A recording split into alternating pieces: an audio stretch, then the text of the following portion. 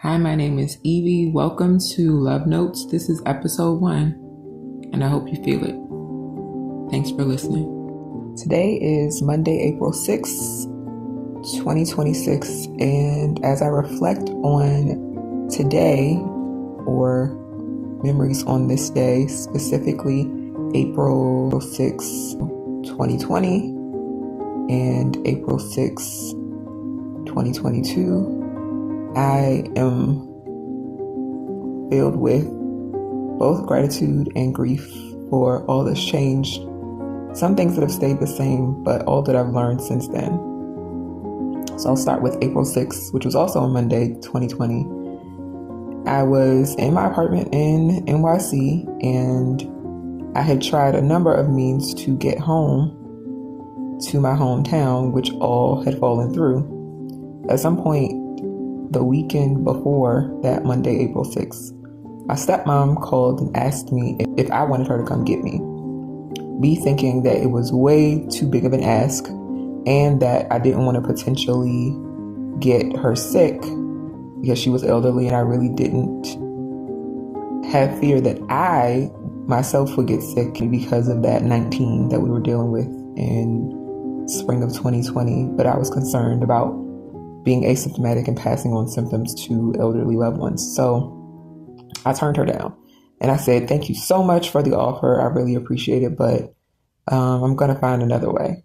And so I remember talking to my cousin that weekend, and she said, "You sound like the man who was on the roof of his house, which had flooded, and everybody who came to help him, he turned them away and told them that he was waiting on God. And the man ended up drowning. And when he got to heaven, he said, 'Why didn't you save me?' And God said, 'I sent this person with this boat to save you. I sent this person to rescue you.'" It's like the idea that God uses people as his hands and feet. And so my cousin basically told me, don't be like that man. Somebody said they was going to come help you and come get you. Let them. And so with hesitation, I did call my stepmom back and asked her if she could come get me from NYC and take me home. And that is what she did. I think it was like a Saturday that I called her, which would have been the 4th. And she told me, yes, I'll be there on Monday. I did not know until later, either when they were on their way or when they had already gotten here, that she was bringing my dad. I was glad she wasn't driving by herself, but I was also, again, concerned about these elderly people with health challenges and the potential of making them sick if I had some kind of asymptomatic version of that 19.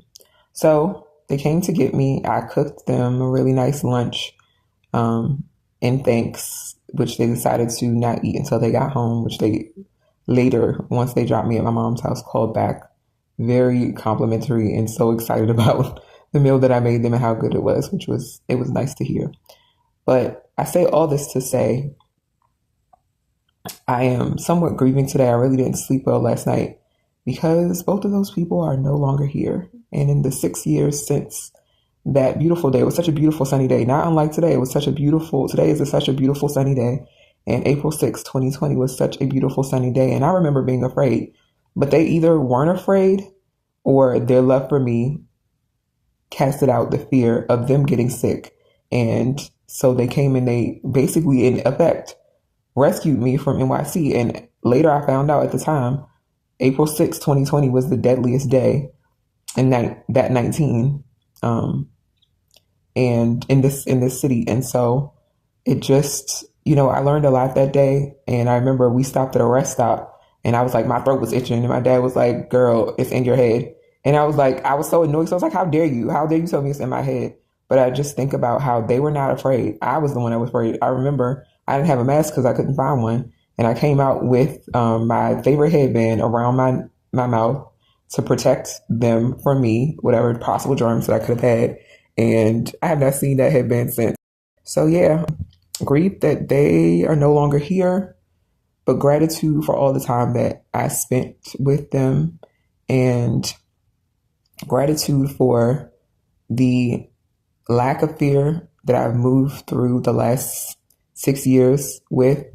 I feel like after the first month or two of that 19, the Panini Press, I was no longer afraid, once I really understood what it was and what was going on and how to protect myself, I wasn't afraid anymore. And that lack of fear, in addition to lack of fear from other things that I've navigated in my life, I moved forward. And so much so that in 2022, about 2 months into unpaid leave from my job, I decided that the world was opening back up and I wanted to take the opportunity to go to a place I'd never been before because I didn't know if the world was going to close again. And I hadn't been out of the country since the end of 2019.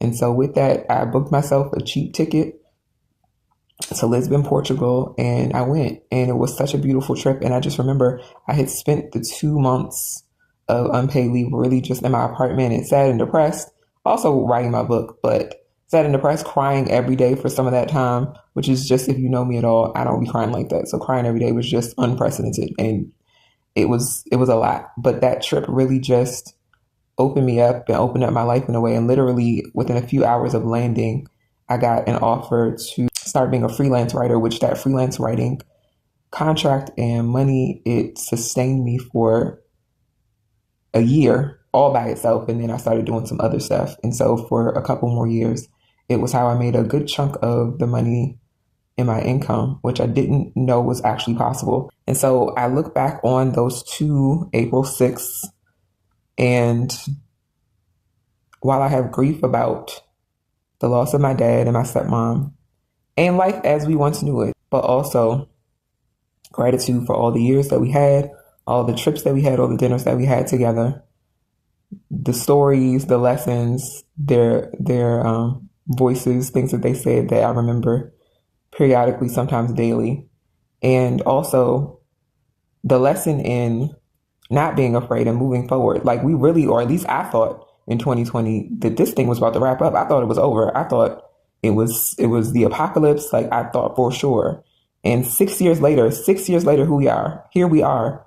And I just think about the world looks real crazy right now. And if we look back then and think about all the things that we should have done or could have done in 2020, knowing that it wasn't over, it wasn't even nearly over, we had 6 more years, what would we have done? I know if I would have done half the things that I'm doing now, I would be so much further. And not that we should look back with regret, but look forward with the lessons that history has taught us about how this world works. And not that we shouldn't be prepared in whatever way we know to prepare, but that we shouldn't live in fear, especially in a way that stops us from moving forward in the ways most meaningful to us and loving the people around us and seizing the day, because one day it actually is going to be over, and it would be really unfortunate for it to be over and for us to have wasted all this time thinking it was over and not have done the things that we set our minds and our hearts to do and the things that we were sent here to do. So yeah, I believe that grief and gratitude can coexist, and it's necessary for them to coexist in order for us to move forward.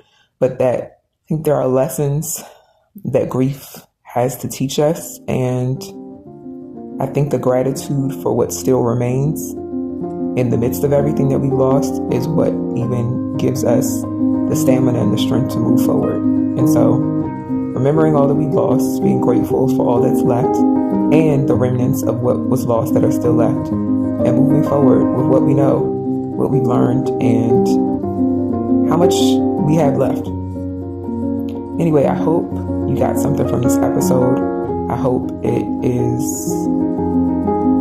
revelatory to you. It makes you think of things lost and things left and what you have to still be grateful for, and how you can choose to move forward and be grateful today in the midst of the world seemingly being on fire. Until next time, be well.